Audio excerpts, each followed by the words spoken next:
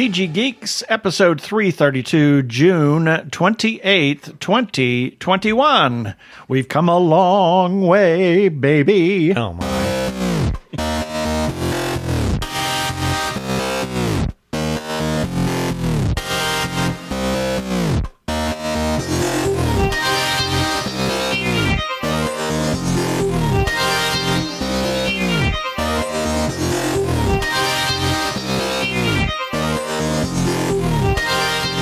Hello and welcome to another webcast from tggeeks.com, where Ben and Keith, the Two Gay Geeks, talk about all aspects of Geek-dom and Nerdery, sci-fi, comics, film, horror genre.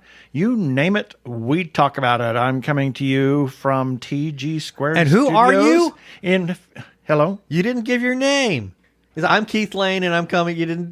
We're just coming from. Oh, who am I? What were we talking about? I'm Keith Lane, and we're coming to you from TG Squared Studios in lovely Phoenix, Arizona, where it is actually Pride Day. No June kidding. 28th, yes. Oh, well, that's rather appropriate. Yes, it is. And I'm Ben Raggington, coming to you from TG Squared Studios in lovely, hot Phoenix, Arizona. And that was a cigarette jingle you sang there, wasn't it? Yeah, well, yeah, it was Virginia Slims. Virginia Slims, that's it. Yes, you've got your own cigarette now, baby. You've come a long, long way. I remember you come a long, long, baby. I mean, I remember that. Well, That's the only part I recall. I mean, I was a kid. Yeah, it was just because, we have come a long way in Yes, we have. LGBTQ Equality, and that's what we're going to kind of talk about today. So, but we're getting ahead of ourselves here. Hang on, I got sounds to play. Prepare for hyperdrive. Meanwhile, in the Hall of Episodes, the Two Gay Geeks are discussing this. Now we can talk about it. We're going to talk about Pride and Pride moments and several things that we have watched and done for Pride this month, actually, and just kind of give a little shout out to several things and peoples and whatnot for Pride. And then we have our birthday shout outs, our featured podcast of the week, and we've got some feedback in there, as well as our regular shout outs. May have something for the second segment. We have to wait and see. We'll have to wait and see. Depends on how much we talk about in the first segment. So then we'll have our wacky weekly recap and then our regular shout out. So let's just get on with it.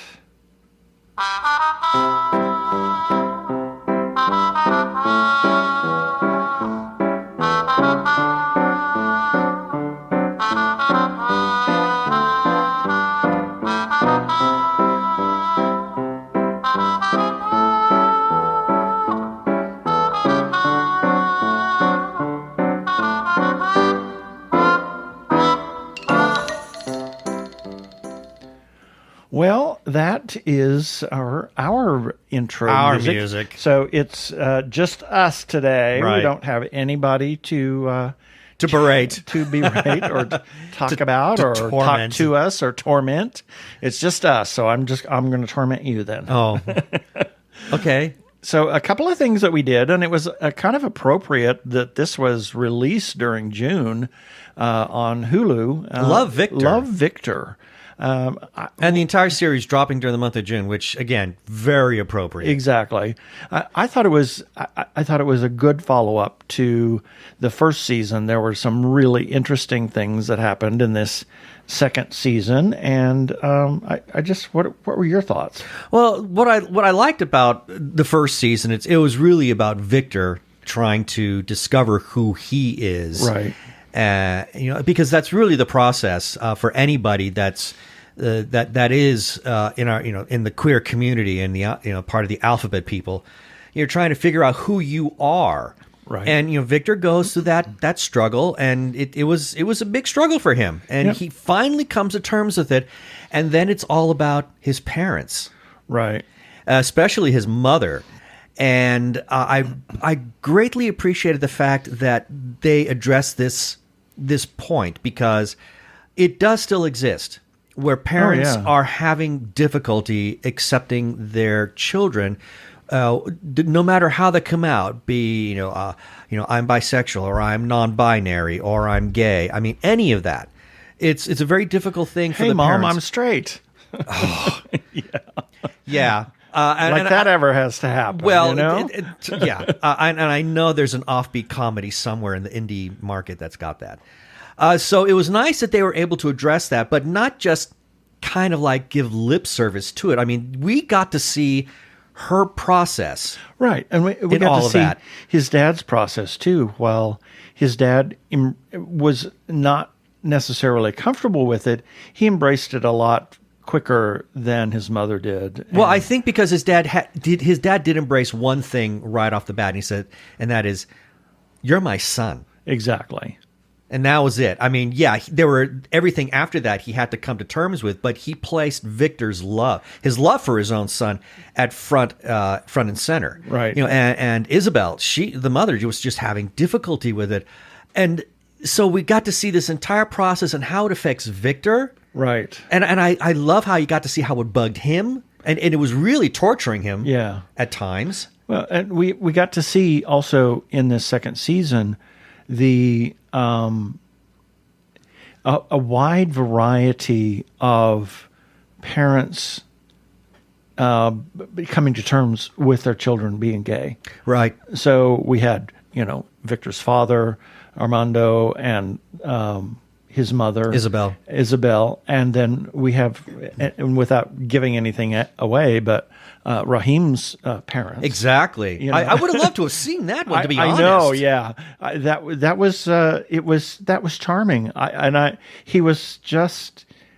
He was kind of flabbergasted by it. Well, so it tickled me because that. But it happens. That happens with. Well, we know somebody that it happened to. Well, you hear him tell the story, and he tells how his mom's like. We were kind of waiting, and I'm like, well, crap. That's almost what my mom said to me. Yep. When I came out to her, I've known all this time. I just been waiting for you to say something. Yeah. And I did like the series, the second series. There was a little too much angst sometimes. That was but that's natural. It is natural. We're actually talking about teenagers, right? So, and it's easy to play the grumpy old adult. It's easy to kind of fall into that mode and forget teenagers. Their minds are not fully developed yet, so they're going to react strangely, emotionally speaking, as well as make bad choices. And I'm glad that they faced a lot of issues in this second season. They kind of hinted at them in the first season, but they really hit them head on in the second season. Big time. Especially with Felix. Mental health, and his mother's bipolar syndrome, and, all of that, and the representation in this show is wonderful. People of color, they have all kinds of different people, religion, because Raheem is Muslim. He's Muslim, and mental health, but what about, we haven't seen any. There was one character that possibly is somewhat non-binary that was in Benji's band. Possibly. Maybe. Hard to say. They didn't really go down that road yet. Right, but trans, and, what about those of us like me that struggled as a teenage gay with weight issues? They haven't talked about that. Give it time. I hope that they face those things, I think I'm not they asking will. them for somebody to be, jump out and say, "Oh my gosh!" Well, there's only so much to be comfortable with themselves, right? There's only so many episodes that they've got. They've got 10 to tell this year, and they didn't want to shortchange. Right. I don't think they want to shortchange anybody. And they really expanded Felix's. Situation in a big way, which I'm really glad they did, because that is a very serious issue. He's the straight ally friend that is there no matter what. And he's got a mentally ill mother. Yep. And not only did they address her mental illness, but they addressed Felix's situation too, and how sometimes us Accepting caretakers. help, It's hard. It becomes very difficult, and to accept help in any sort of way. And I really love the fact that after, okay, if you haven't seen all 10 episodes by now, shame on you. I kid. But when Felix's mom finally gets the help that she needs, she tells Felix, "I'm glad that this played out the way that it did, because it forced me to get the help I needed." Right. And it's like, it's okay to have to want help. Right. And so there was a lot of these really great things that they were able to touch upon. So I know that there was only so much time that they had. Yeah. And it's definitely worth watching. If you have not watched the first season, I would highly encourage, well, if you haven't watched the movie, see Love, Simon. Love, Simon. Absolutely. And see Love, Simon. Watch Love, Victor, and then the second season. Yeah, because Love, Simon... definitely worth watching. Love, Simon, despite the fact that it's own feature film, it's almost a prologue to Love, Victor. Exactly. So that's one of the things we did for Pride. We also watched Pixar's new film, Luca. I loved this movie. What a charmingly beautiful film. This movie was so gorgeous, by Enrico Caras. Oh, I think I'm going to get his name wrong. I can't pronounce his name right. Casaroa, something like that. He was the filmmaker for the Pixar short La Luna, which preceded Brave. Right. And that to date is probably one of my favorite Pixar shorts, because it has this beautiful Casarosa, thank you. It has this beautiful otherworldly feel to it. Yeah. And when he approached La Luca, La Luca, listen to me. I know I've made that joke before. Luca. It's so easy to do La that. Luca. Yeah. And Luna. Yeah. Sorry, Luca. I knew I was going to do that one of these days. When he approached Luca, he kind of gave it that same treatment. At times, there's some scenes in there that are just so otherworldly, that are just unremarkably beautiful. But the story is absolutely spectacular. It is very charming. It's not overtly not overtly LGBTQ. Yeah, but there are hints, and you can take it any way you wish. And it's at very best, it's a metaphor. And they were best friends. They were. I thought it was interesting, the way that they handled it and the way they chose it. But Pixar has been a very inclusive company from the very beginning. Over the years. Oh my gosh. Well, how many people, and how many things have they done over the years? Well, in terms of projects, but I'm immediately thinking back to the Academy Awards when Coco was a major nominee. Ooh, this one gets the feels every time. Yeah. How you had Darla Andrews, I think was her name? Anderson. Darla Anderson. She thanked her wife. Mm-hmm. Which I thought was beautiful. And then there was the writer. I want to say his name was Adrian something. Molina. Yeah, Adrian Molina. He thanked his husband. Yep. Oh my God! That's got to be a first. So clearly, the fact that Pixar allows they encourage to have such diversity, and and what was it, last year they released this beautiful LGBTQ animated short that we watched just the other day. Oh shoot! What was that? I can't remember, but it involved a man switching bodies with his dog. Yeah.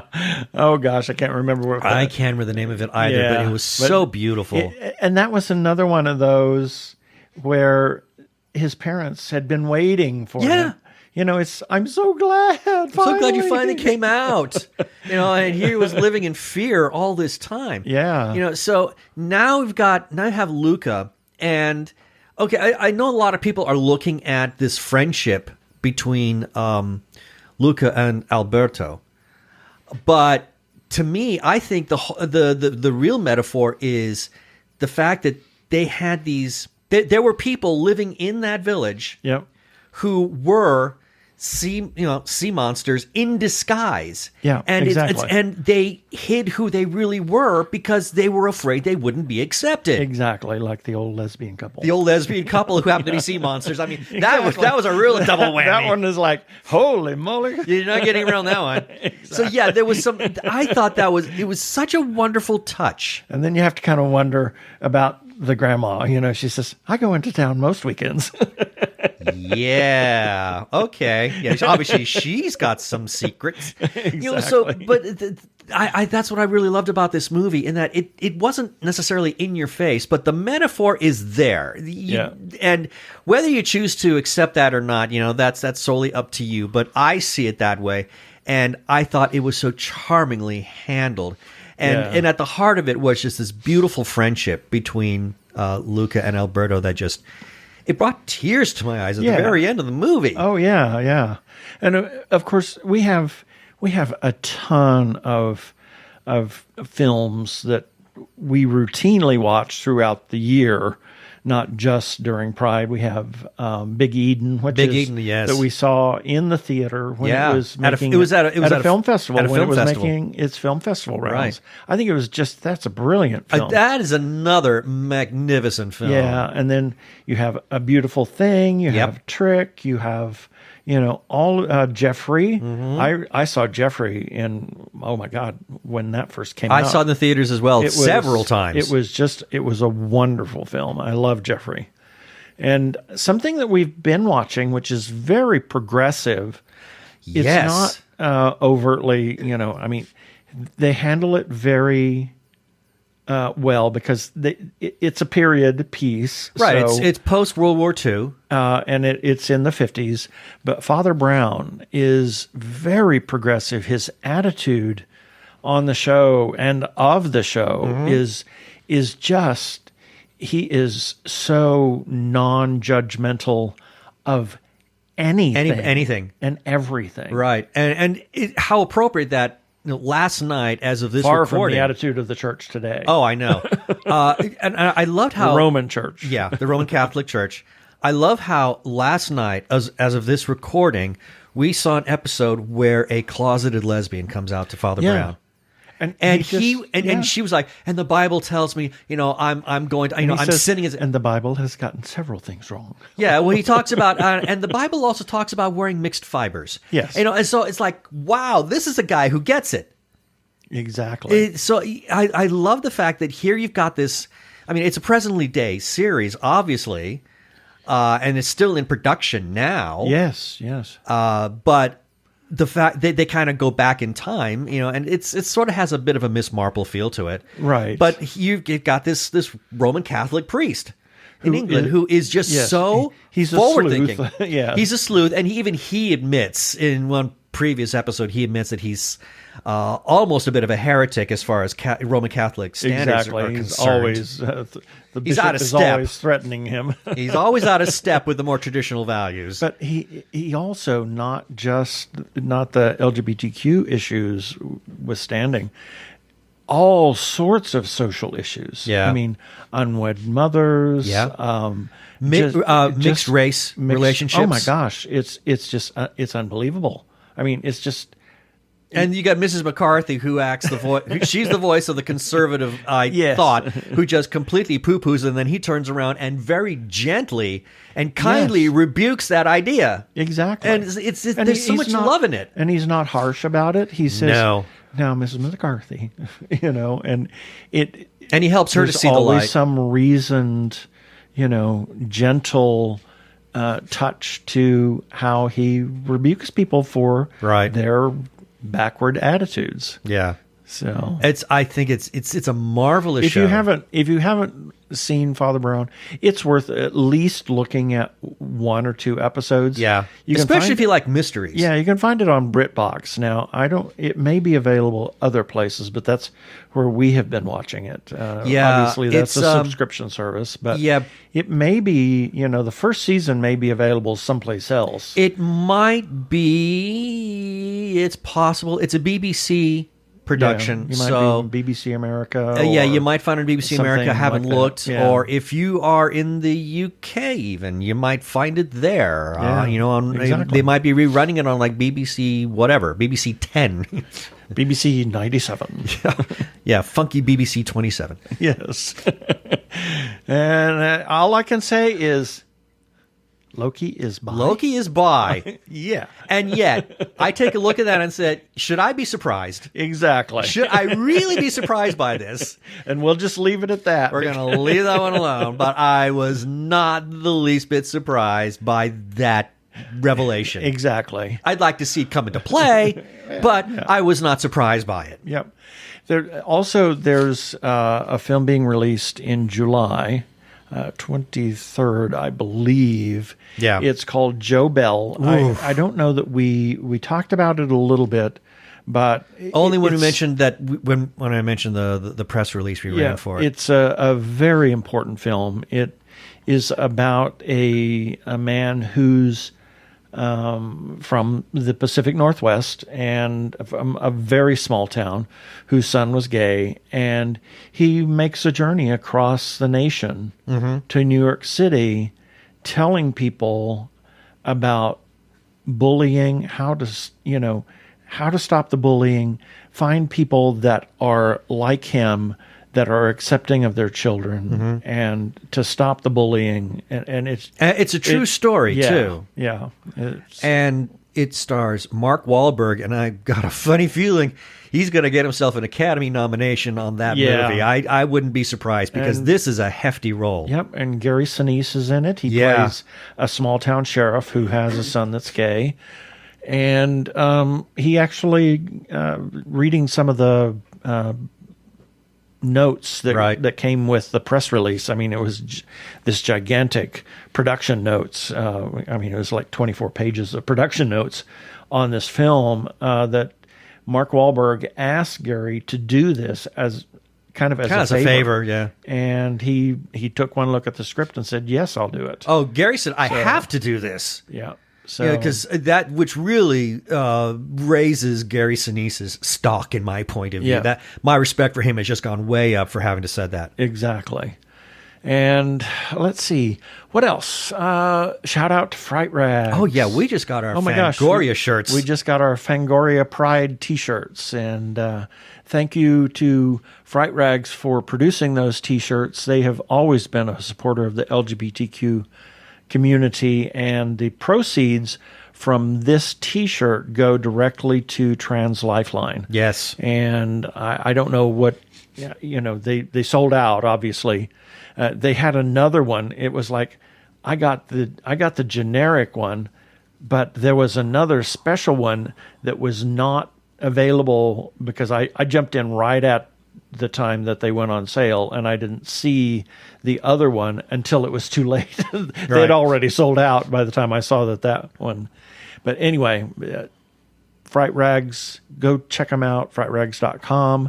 They have all kinds of horror and wonderful merchandise for all kinds of things. And if you are a fan of any kind of horror, just keep looking at Fright Rags. If you don't see it today, it's going to recycle, because it'll come around. They've done, I think, Big Trouble in Little China a couple of times now. So it keeps recycling, and they keep doing things. So there's some wonderful things there, and just keep checking them out. Yeah. And we try to run the press releases when we get them, if it falls in a time period that we can run them. We want to give I want to do this one last, but our thoughts on Pride.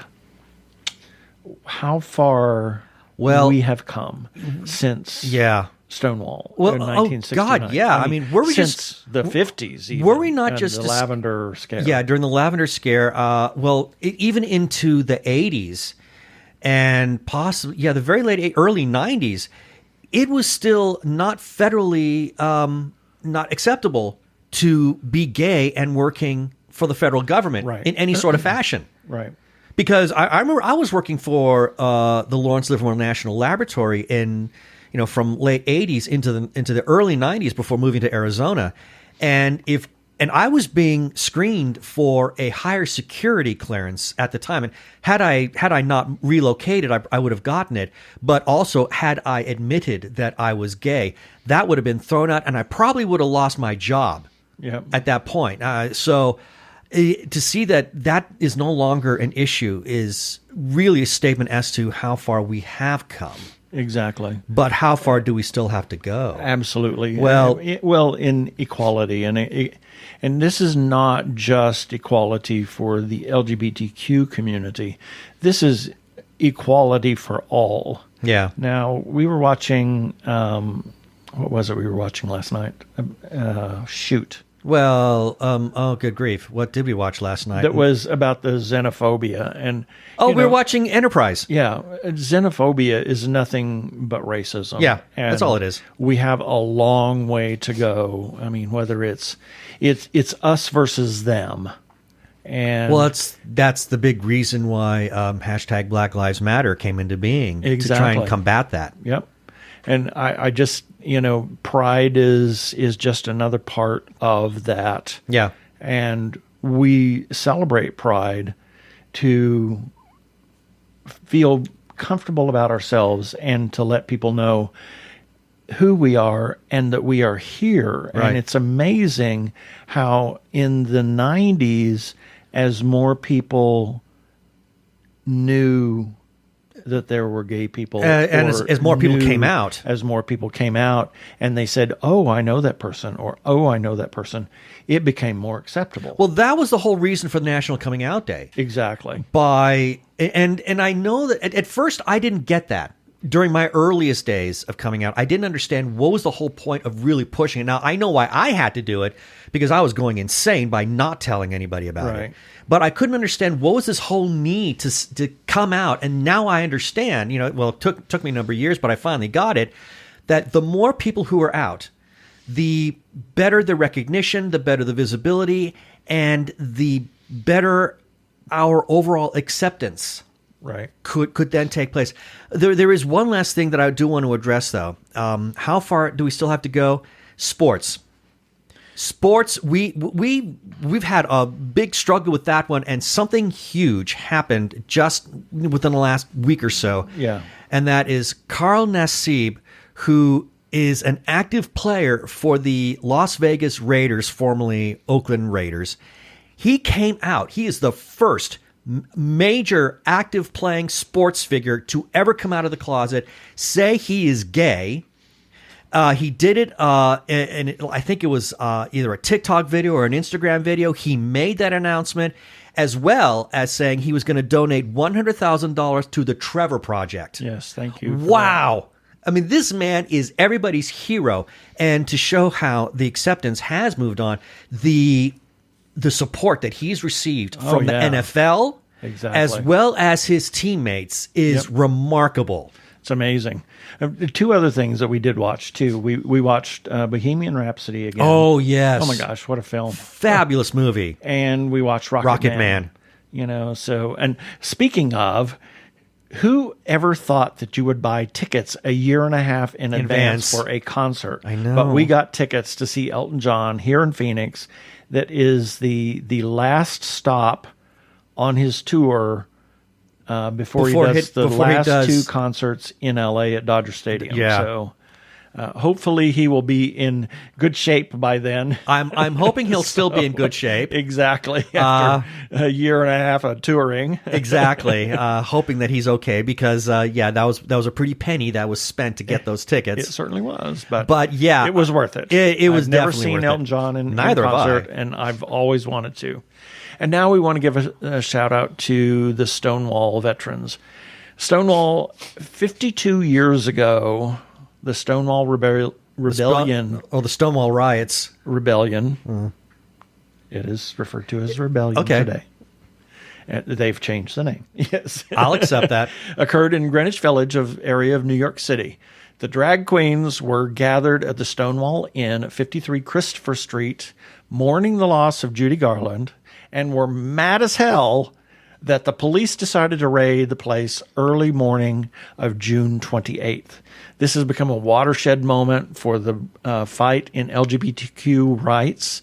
And one of the leaders of that, who has just recently, they finally accepted her and gotten more press for her. Marsha P. Johnson was one of the prominent figures in the uprising and a founding member of the Gay Liberation Front and the Street Transvestite Action Revolutionaries, or STAR.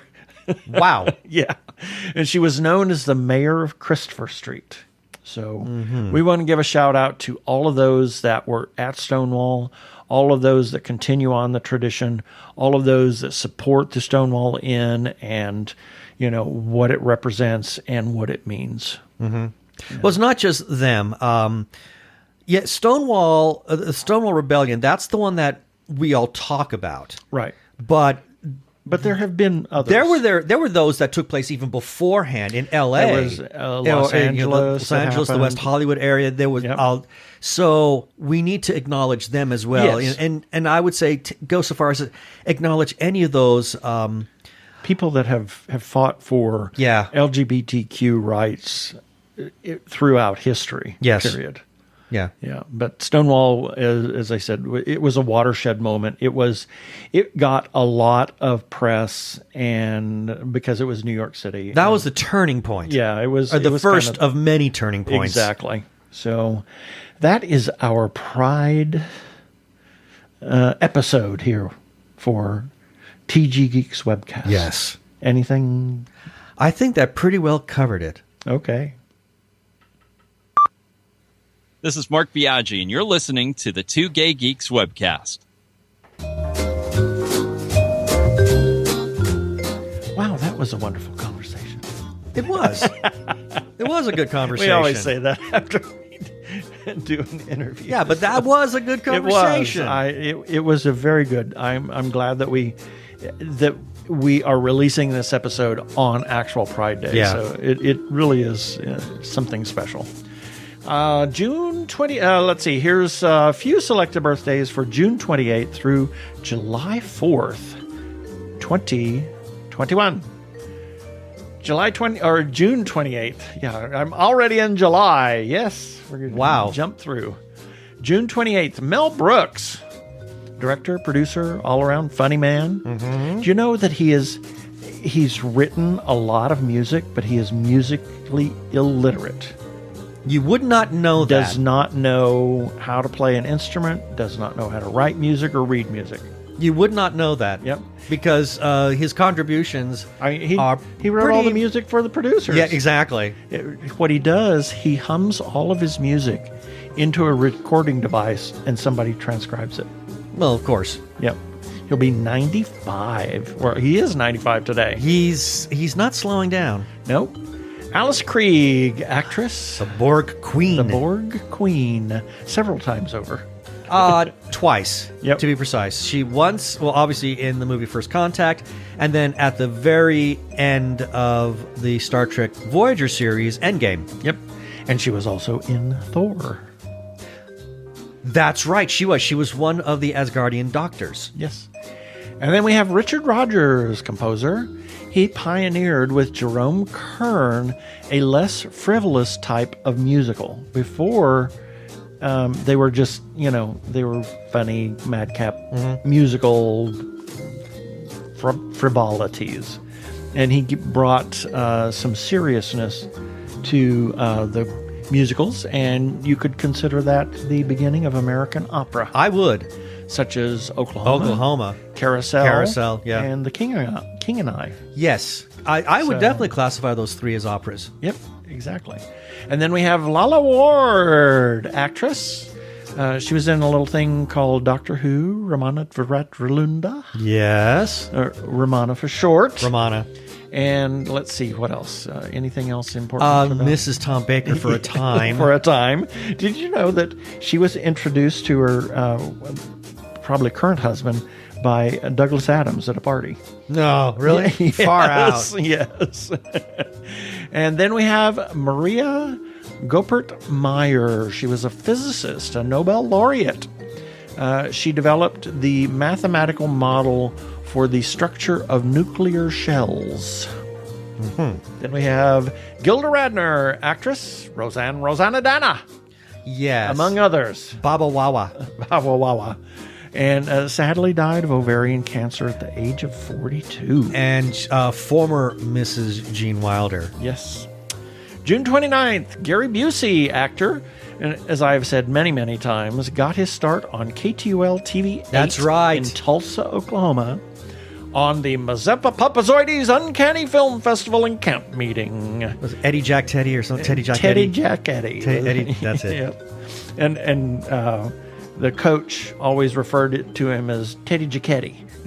Aha. Okay. And it was Teddy Jack Eddie. All right. Got it. That the Mazeppa show, as it was referred to, was the Saturday monster movie show at midnight. I miss those on Saturday night. So Well, we still have something like that, and it's Joe Bob Briggs. right. So you can always go to Shudder, and if you miss that kind of a show, but there was something really fun about the regional. Oh my God! Those yes. are great. They did all these skits and sketches, and actually Mazeppa was Gaylord Sartain, and he went on to work with Ernest in the Ernest movies, as well as he was the sheriff on Hee Haw and a number of other things. So it was he went on to do other things, but Gary Busey, actually, that's where he got his start. Actually playing in a band, but then was on the show. And then got his big break, I mean, as an actor. Yes. Playing Buddy Holly. Mm-hmm. And that really kind of set him on his path. Yep. And then we have Ray Harryhausen, master of stop-motion photography. Jason and the Argonauts. Yeah. And the Clash of the Titans. Clash of the Titans. The Sinbad movies. Yeah. And he actually had a restaurant in Monstropolis. That's right. Harryhausen's. That's right. Bernard Herrmann, or Herrmann, composer. He was responsible for the shrieking violins in Psycho. I didn't realize that. Yeah, Okay. Your mother's ringtone. What was your mother's ringtone? Well, maybe on your phone. On my phone, yes. Yeah, my phone. It was the theme to The Exorcist. Yes. And also Day the Earth Stood Still was his. So other things. Oh, Very he did the experimental. The Day the Earth Stood Still? Yep. Because that was Theremin. Yep. At least the main theme. Yeah, there was some what was it? They said stylings, vocals or musical stylings. That's what it was. Yeah. So then John Hench, Imagineer, artist, one of Walt's 9 old men, one of Walt's old men. Okay. Walt's 9 old men. Animators. Yes. It's not like he had a stable of men. Yes, Imagineers. Yes. They were the brain trust, shall we say, of Walt Disney Studios that created, everything from the animation, the cartoons, to the full feature films, to the theme parks, to everything. And he collaborated, John Hench actually collaborated with Salvador Dali on Destino. Ah, okay. June 30th, Lena Horne, actress, singer, wonderful voice. Oh my gosh. It's okay. Woman of color, star of Stormy Weather, and sang the title song. Interesting little bit of trivia, and it's interesting that it should be Lena Horne's birthday for this week, because today, as of this recording, we just started doing a rewatch of Next Generation. And in the earliest years of the early seasons of that show, poor Michael Dorn had to have this really bizarre bobbed wig on, and he called it the Lena Horne hair. I see. Interesting. Yeah. Fascinating. But she just wonderful. But she was an a amazing lovely woman, too, Yes. So. Amazing person. Yep. Vincent D'Onofrio, actor, Men in Black. He was Edgar. Yes, he was. And Wilson Fisk in Daredevil. Yes, he was. And he was actually one of the few actors to have worked with both Stanley Kubrick and Robert Altman. Okay. Well, there were very few that worked with both of them.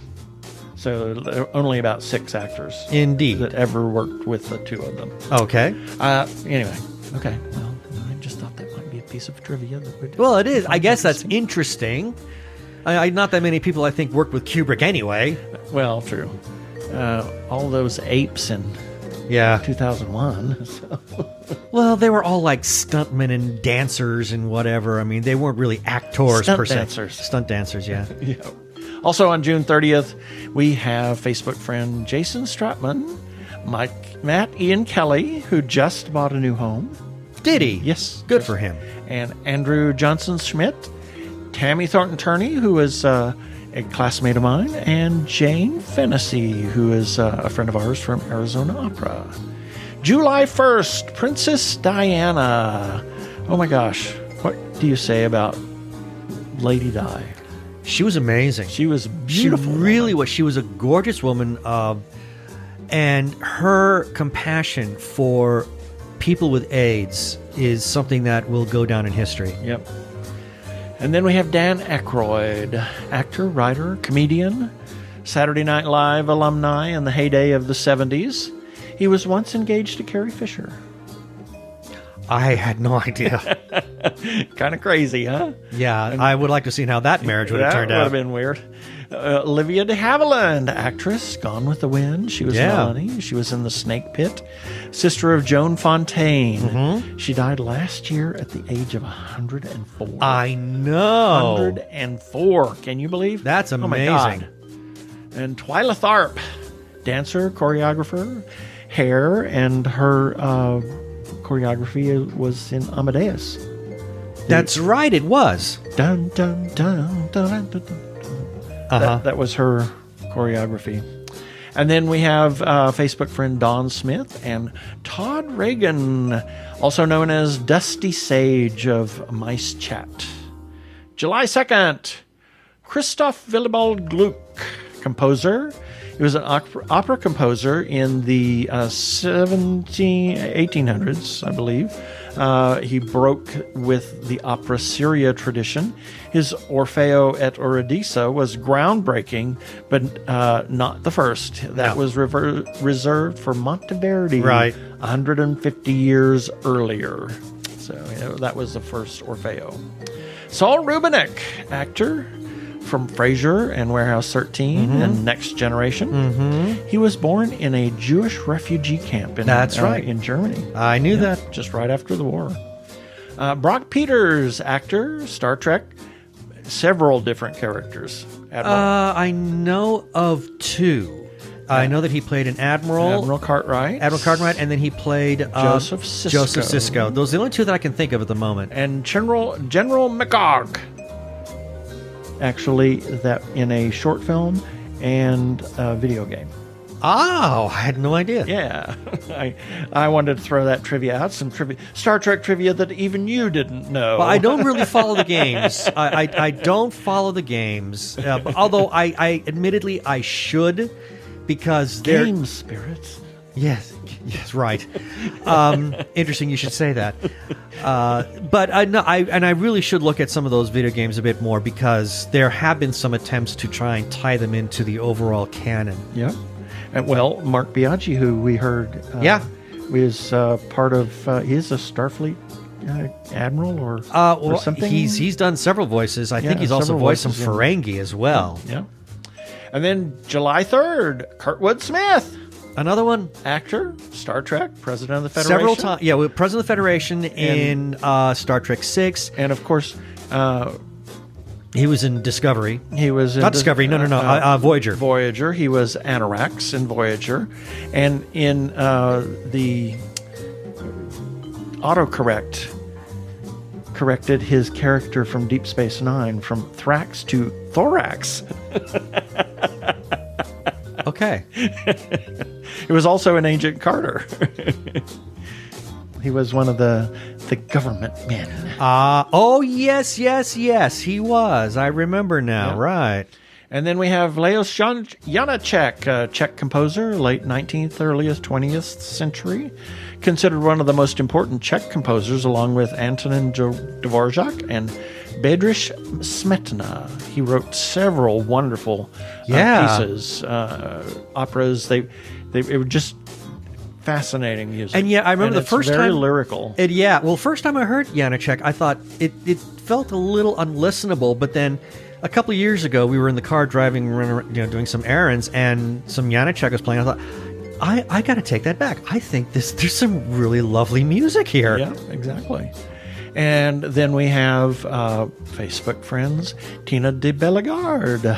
I think you missed somebody. What did I? Benedict Wong, yes, actor. Doctor Strange, Infinity War, Endgame. Raya. Right. And The Last Dragon. And then Tina de Bellegarde. And then Missy Gunnels Catano. Happy birthday, Missy. Happy birthday. July 4th, Neil Simon. Writer, playwright, Murder by Death, The Odd Couple. Almost all of his Broadway plays were also adapted into movies.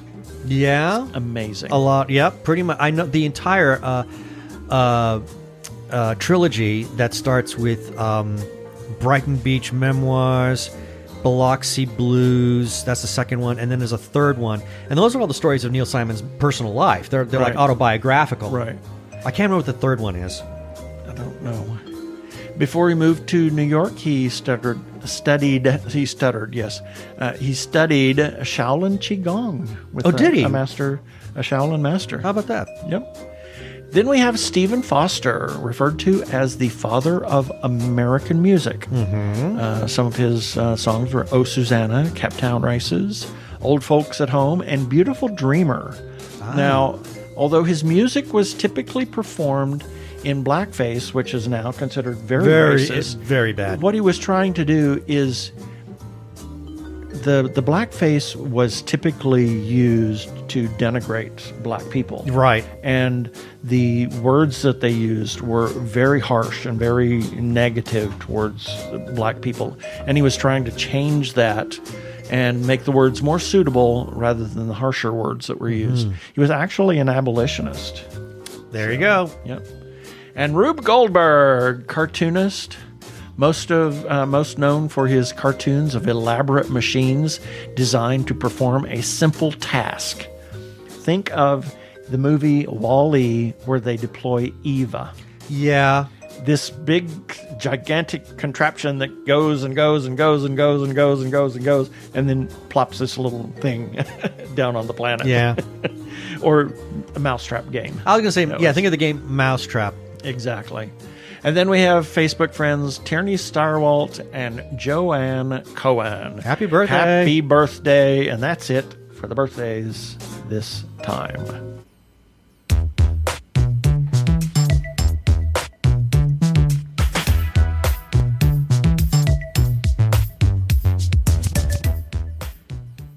Technorama, the podcast for geeks, because geeks are better than cool. You don't hear someone say, "Get away from me, you cool person." Who's gonna have their 65-inch home theater system installed by the Cool Squad? Not me, that's for sure. How much cool cred do you have? Not enough to care about. Think you'll find any canned unicorn meat at thinkcool.com? It's just a part domain name.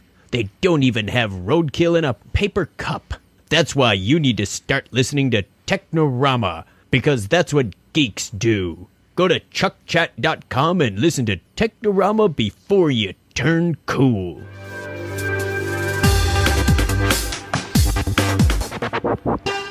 Go give a listen to our friends Chuck and Craig over at Technorama Podcast. I'm Daniel Radcliffe, and I believe that reaching out for help is the bravest thing a person can do. If you are struggling and need support, call the Trevor Lifeline at 1-866-488-7386. It's free and confidential, and trained counselors are there to listen 24/7 without judgment. To learn more about the Trevor Project's life-saving work for lesbian, gay, bisexual, transgender, or questioning young people, go to thetrevorproject.org. We want to give a shout out to the Joshua Tree Feeding Program. Is a 501c3 nonprofit food pantry for the HIV and AIDS community in Maricopa and Pinal counties. We heard from Joseph last week, who is the chairman of the board for Joshua Tree, and he told us all about Joshua Tree and how they set it up as a store so the clients can pick and choose the foods that they want, and it empowers them to take only what they want so no food is wasted.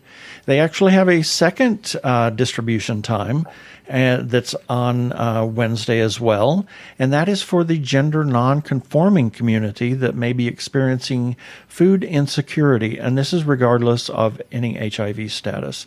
They, as well as those things that they've got going on, they've got a pet assistance program, they've got supplements and all kinds of things that they do for the community, and it is an all-volunteer organization. They could use your support. Please consider supporting Joshua Tree, either with a single gift or a monthly recurring gift. You can go to jtfp.org.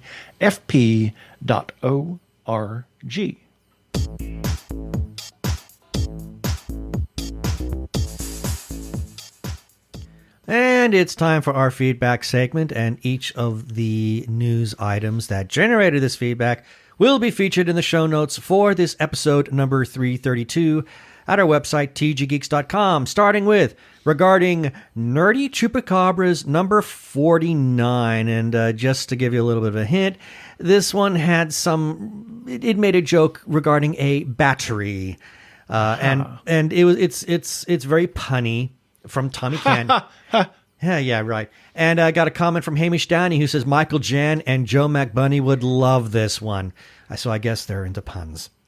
Moving right along, regarding Bill and Ted, Escape from New York, and EC Comics apparel at Fright Rags. You heard us talk about Fright Rags earlier in this. And Hamish Downey again comes back and says, I read that as Bill and Ted Escape from New York, which seems like a funny movie mashup to me. Well, it could be. Maybe you should talk about that on your show, Hamish. Yeah, maybe you should. I think I could enjoy that. And then moving right along regarding Nerdy Chupacabras number 51. And just to give a background, we discovered that Sasquatch loves to work with clay pottery in that one. And Hamish comes back. Hamish Downey says, that was adorable. You have to read the pun to get it. Moving on, regarding TG Geeks episode number 329, we got a comment from Christy Harpin because I believe it was her birthday. Yes, Christy. Dr. Christy Harpin. She says, thanks, guys. Miss you both, and we miss you too. Hoping that we can see you once the convention scene comes back into play. Exactly. Then got a comment from our dear, dear friend, Corey Nelson, who says, another enjoyable episode. Thank you for the work you put into these consistently entertaining shows. Oh, and I'm pretty sure she's referring to your birthday segment. Uh-huh. And then moving on, regarding Hamish Downey's 5 questions with Bell Adams, Hamish came off with his first reply saying, thank you, Bell Adams, for your great responses. And Bell Adams had to reply, thank you for your great questions. No, thank you. Thank you. Oh, no, thank you. Yeah, we could be going on for quite some time. Actually, it did. I just chose to address those two. And then regarding TG Geeks episode number 327, we got a comment from Clint Borzoni, and it was his birthday. And he says, thank you both for the fabulous birthday shout out. Wish I could have celebrated with you guys. Well, we wish it too, you know. We celebrated with you. Yeah, we got a week before. Yeah, a week before. It was still nice. We got to go out to dinner with you and had a nice time. Yeah. And then we close it off regarding Hamish Downey's 5 questions with Dominic Colucci, who's an independent filmmaker. Hamish Downey comes back. This really was the Hamish Downey show. He says, I really love this film, referring to Dominic's most recent movie, I guess. He says, and I hope people give this interview a shot. And that is what we have for our feedback this time. Well, if you want to leave a comment, just like these folks have done, you can do that on our Facebook page or our website, tggeeks.com, where you can comment on everything that we publish, whether it's an episode or an article. We publish every day, well, virtually every day. We missed a day here and there. Yeah, we try. But we try to publish something every day, and that posts to Facebook as well as the website. You can also comment on Twitter and Instagram, or you can call us and you can leave us voicemail about what you think, and you can do that on a listener line. That's you can call 469 TG Geeks. That is 469-844-3357. And as always, please play nice.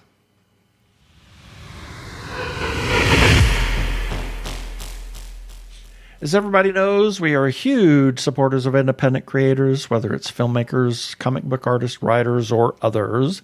Please support those independent creators. They have struggled this last year during the Great Pause because no convention scenes or book fairs or anything else was going on. But you can go check out their Etsy pages, their Facebook pages, their websites, their Instagram, Twitter, where else? TikTok, whatever else you can find those independent creators. Please consider supporting them. Talk to other people about their stuff. Talk to them and buy their stuff. Support independent creators. Here in just a couple of days, starting July 1st, we would really appreciate your vote in the People's Choice Podcast Awards. We'll be in the newly created LGBTQ category. There's more information to follow. There's not a whole lot. They haven't given me any information, so we're nominated in that, but it's podcastawards.com as of July 1st, and you can find us in that category. So please support us. Thank you. And please and thank you. Thank you and please. If you are trans or are questioning your gender identity, and if you are in crisis or are feeling isolated and need someone to talk to, or you know of someone in a similar situation, there is a special hotline just for you. The hotline is provided by translifeline.org and staffed by trained counselors who are transgender themselves. The hotline in the U.S. is 877-565-8860. In Canada, it is 877-330-6366. Or you can go to translifeline.org to learn about the important work they are doing. Please reach out for help. You are not alone. Yeah, baby. They're like two gay geeks. They're together, you know. They're two gay guys and they're geeks. Is that okay? Yeah. I don't think we have time for We don't have time. Well, we covered everything. Yeah. So let's just get on to the weekly review.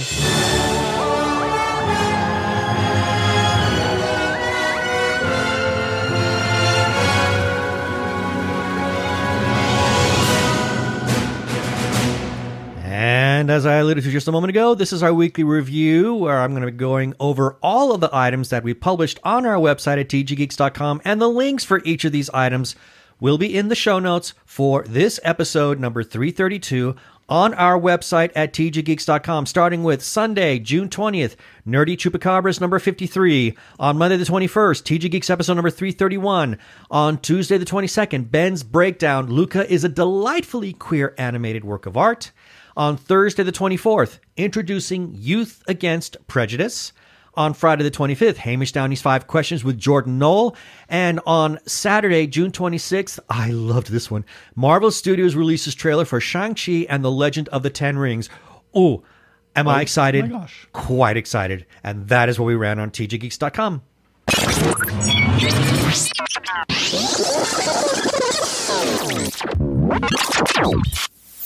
Have some shout-outs that we need to make. First, to the Arkle Times Post-Dispatch News for republishing some of our content from time to time, put out by Brian Weber, a.k.a.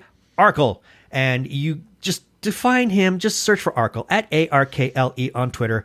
And while you're doing that, go to YouTube, look for Arkle Studios, youtube.com/Arkle Studios, and you can see the projects that he's got going on there. Many things. His many things. His Shameless Cash Grab series, which is in season 6. His now officially ended Rants versus Zombies series. Rumbies versus Zants. Yeah, Zants. Exactly. Hey, there's a new idea for you, Arkle. Yeah. Yeah. Zambies versus whatever. Anyway, it's officially ended, but you can listen to past episodes. He also has a new item called Arkle Tier Ranks, among various things, as well as his game videos of Trick and Treat and Star Trek Online. We must also give some shout-outs to a couple of Facebook groups for allowing us to share our stuff there. First, Two Gay Geeks After Hours that they said, hey, share away.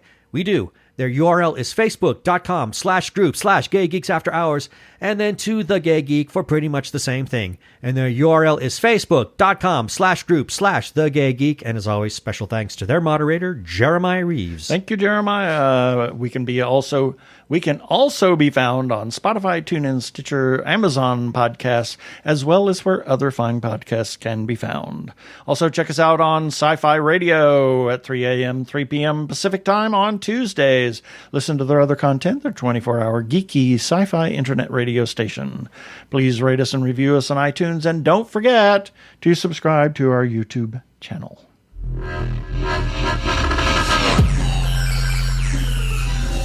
And that should do it for this episode of TG Geeks Webcast. Be sure to check out the article for this webcast episode. We're going to have several links on the page, and we will publish something when we know anything about the Podcast Awards. Remember, you can comment on our Facebook page or our website, tggeeks.com, or you can leave us a voicemail, 469-TG-GEEKS. That is 469-844-3357. From TG Squared Studios, I'm Keith Lane. Thanks for listening. Please be kind to yourself. Stay safe. Continue to wear a mask. Get vaccinated. Peace. Cheers.